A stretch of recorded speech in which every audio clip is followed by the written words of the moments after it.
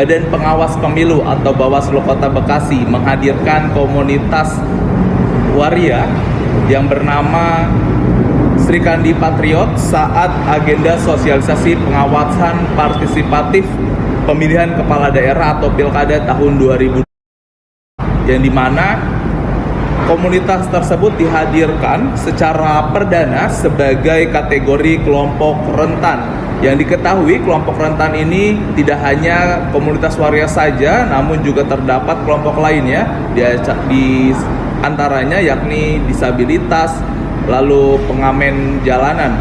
Dan bukan tanpa sebab pihak Bawaslu mengundang kelompok rentan tersebut, mengingat terkait ranah pilkada, kelompok rentan ini memiliki hak seperti khalayak umum pada umumnya, yang dimana walaupun jumlah kelompok rentan di Kota Bekasi tercatat hanya 7.841 orang dari total 1,8 juta jiwa dalam kategori khalayak umum.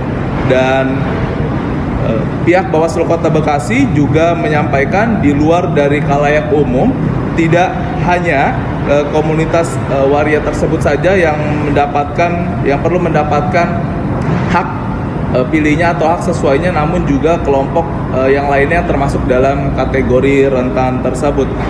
Dan dari para anggota kelompok rentan tersebut, salah satunya anggota dari Sri Kandi Patriot ini atau kelompok waria atau komunitas waria di Bekasi Kota ini, awalnya mereka tidak menyangka dapat diikut sertakan dalam kegiatan serupa pilkada, mengingat baru pertama kali pihak mereka mendapatkan undangan tersebut, dan mereka sangat antusias dan merasa berterima kasih karena sudah diikut sertakan dalam agenda yang berlangsung pada hari Senin tanggal 28 Oktober 2024 itu. Mengingat acara-acara tersebut menurutnya kerap kali hanya dihadirkan bukan dari pihak kelompok rentan, melainkan pihak aktivis dan pihak relevan. Mungkin itu saja yang bisa saya sampaikan, dan kembali ke studio. Kak, bisa dijelaskan tanggapannya usai diundang di acara Bawaslu pada siang hari ini seperti apa ya?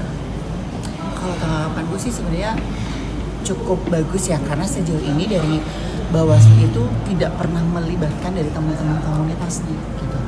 Nah, ini kesempatan banget, makanya kita tadi datang tuh juga sebenarnya antara antusias dan juga bingung. Ini kok tumben-tumbenan kita diundang, ini ada apa gitu kan? Berarti ini pertama kali ya? Pertama kali menjadi pertama kali di Bawaslu. Karena kan sejauh ini kayaknya teman-teman komunitas keberagaman gender itu tidak pernah dilibatkan untuk ke isu-isu emosi yang kayak pilkada gini.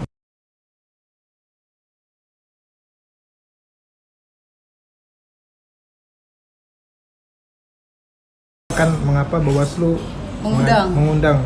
Ya, teman-teman Sri Kandi Patriot itu kan sudah komunitas waria ya, teman-teman waria yang mungkin orang kita nggak persoalan itunya urusan mereka ya, tetapi bahwa dia sebagai warga negara ya, dia berhak ketika dia punya mendapatkan haknya harus diberikan haknya. Makanya jangan sampai dengan kerentanan mereka gitu ya, kadang bisa dieksploitasi, diabaikan, dianggap rendah gitu ya, tidak tidak pada umumnya gitu ya. Tapi sebenarnya kan mereka punya hak sebagai warga negara Indonesia, dan itu diatur, dilindungi, dan negara wajib melindungi mereka, memenuhi hak mereka. Beragaman gender diundang dalam kegiatan Bawaslu ini sangat antusias sih sebenarnya, karena memang suara kami itu berhak di pemilu. Sejauh ini dari Patriot Sri Kandi sendiri seperti apa nih dengan kehadiran di acara sosialisasi ini? Ini kan cukup beragam ya, nggak cuma dari Patriot Sri Kandi juga gitu. Seperti apa sih? Mungkin ada pesan apalagi menjelang pilkada nanti? Apa ya pesannya?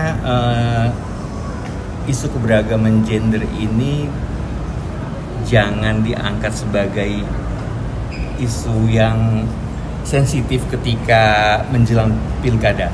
Pemilu, pilkada itu selalu yang keberagaman gender selalu sensitif ya. Jadi kita sebagai sama warga negara, sama sebagai masyarakat punya hak untuk memilih gitu. Jangan tidak ada perbedaan di antara kami dengan masyarakat lainnya.